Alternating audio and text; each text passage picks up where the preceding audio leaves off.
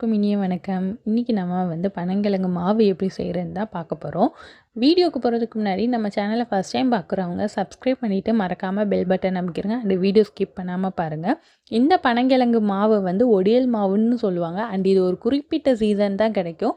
மார்கழி to மாசி வரைக்கும் தான் இதோட சீசன் கிட்டத்தட்ட முடிய போகுது. ஸோ இதை கிடைக்கும் போதே வாங்கி நம்ம காய வச்சு அரைச்சி வச்சிட்டோன்னா அது நம்ம தேவைப்படும் போது அடுத்து சீசன் இல்லாதப்பையும் யூஸ் பண்ணிக்கலாம்.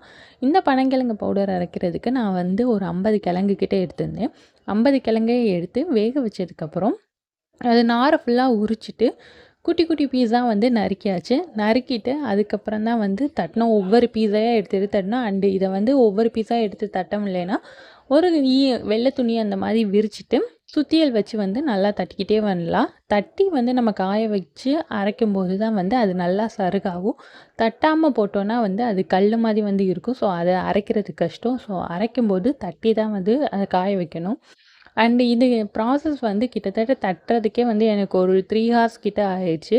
அண்டு கொஞ்சம் நம்ம கஷ்டப்பட்டால் தான் வந்து அதுக்குரிய ரிசல்ட் வந்து அதிகமாக இருக்கும். இந்த பவுடரை வந்து நம்ம கிட்ஸுக்கு ஆரம்பத்துலேருந்தே கொடுத்துட்டு வரும்போது உங்களுக்கு இம்யூனிட்டி பவர் வந்து கூடும். ஸோ வந்து இதை வந்து கண்டிப்பாக வந்து எல்லா பேரண்ட்ஸும் ட்ரை பண்ணுங்கள். இல்லை வந்து இந்த பவுடர் வந்து போட்டிருந்தாங்க. அண்ட் இதை நம்ம நேரடியாகவே நம்மளே செஞ்சு பார்க்கலாம் அப்படின்னு சொல்லிட்டு தான் வந்து இதை ட்ரை பண்ணிருந்தது.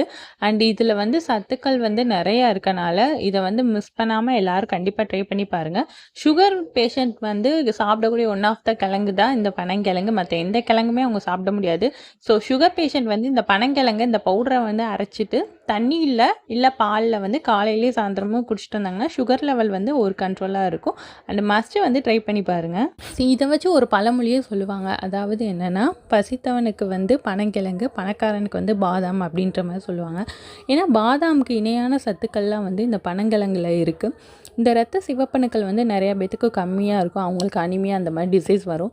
ஸோ ரத்தம் கம்மியாக உள்ளவங்க இந்த பவுடரை வந்து ரெகுலராக வந்து எடுத்துகிட்டு வரலாம். அண்ட் வந்து உடம்பு வெயிட் போடணும் அப்படின்னு நினைக்கிறவங்க வந்து இந்த பவுடரை எடுத்துகிட்டு வந்தாங்கன்னா அவங்களுக்கு வந்து வெயிட் வந்து கூடும். வெயிட் லாஸ் பண்ணணும்னு நினைக்கிறவங்க வந்து இந்த பவுடரை வந்து எடுத்தாங்கன்னா வெயிட் ரொம்ப தான் போடும்.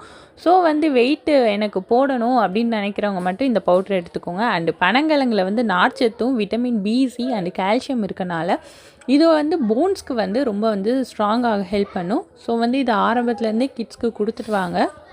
அண்டு இது வந்து கேர்ள்ஸ்க்கு வந்து கருப்பட்டி கூட சாப்பிடும்போது நம்மளோட கர்ப்பப்பை வந்து ஸ்ட்ராங்காகும். ஸோ வந்து இதை நீங்கள் மஸ்ட்டு ட்ரை பண்ணி பாருங்கள். அண்ட் எப்படி இருந்துச்சுன்னு கமெண்டில் சொல்லுங்கள்.